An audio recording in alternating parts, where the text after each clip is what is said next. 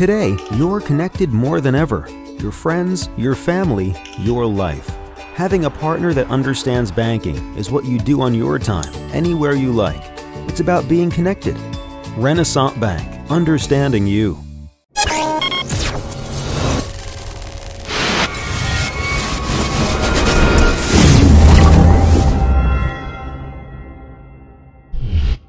Sponsored by Renaissance Bank.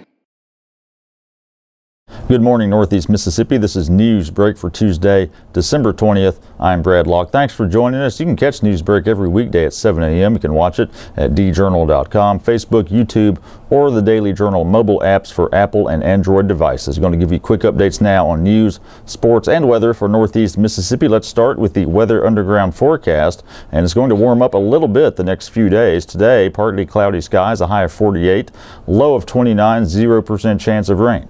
The 3-day outlook: Wednesday, partly cloudy with a high of 56, low of 38, 0% chance of rain. Thursday, partly cloudy again with a high of 50, low of 27, 10% chance of rain. Friday, partly cloudy, high of 54, low of 43, and a 0% chance of rain.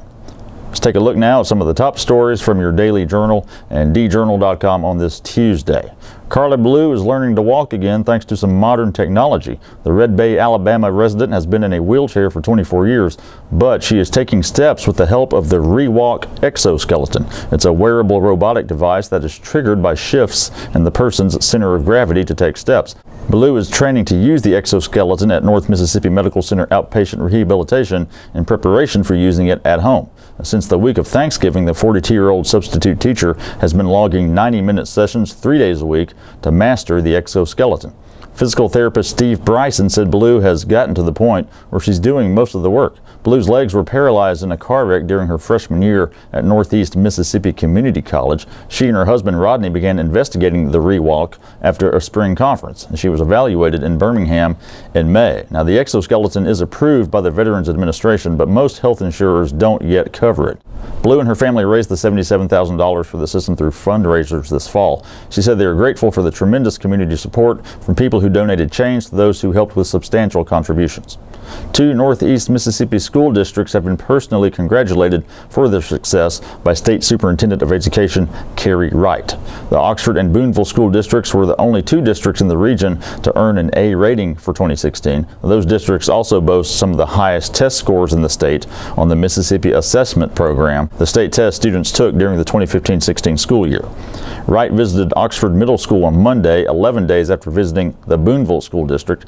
Wright praised Oxford students for having the top scores in the state on the MAP, and while touring Boonville schools, she said she was impressed by the connection between Superintendent Todd English and other administrators and what was going on in their classrooms. Wright has visited 16 high-performing school districts across the state recently as part of the Mississippi Department of Education's Celebration of Excellence Tour. Work will begin early next year on the next phase of Itawamba County's nonprofit community for developmentally disabled adults. Organizers and residents of Crossroads Ranch held a groundbreaking ceremony Monday for the ranch's lodge, which is the next major structure in what will be a community, workplace, and home for adults with cognitive and physical disabilities. The lodge will be located in the heart of the 42-acre ranch, 7 miles north of Fulton, and it will be the main hub of the Crossroads community. It will feature large dining and living areas, a safe room, a classroom, recreational and exercise rooms, and multiple porches. The project's tentative start date is March 1st. Construction of the lodge is being overseen by the leaders of Tupelo-based nonprofit 8 Days of Hope, which will provide guidance and hands-on experience during the construction of the 5,042 square foot lodge. Founded in 2005, 8 Days of Hope is a faith-based organization committed to rebuilding homes damaged by natural disasters. And in sports, 2 of the area's better girls basketball teams will meet tonight. Tupelo, which is off to a 10-2 start, will visit defending Class 3A state champion Boonville with tip-off set for 6 o'clock. Tupelo is a 6A squad, but Coach Matt Justice said Boonville is the type of team that could win a state title in any classification. The Lady Blue Devils currently sport an 8-1 record, matching the number of losses it had last season, and that one loss last year came against Tupelo. The Lady Wave are led by Alasia Scherer, Jalancia Colheim, and Shemaiah Carruthers. Boonville is paced by a Dallas Young, last year's Daily Journal Player of the Year, and is coming off his first loss of the season to Red Bay, Alabama on Saturday.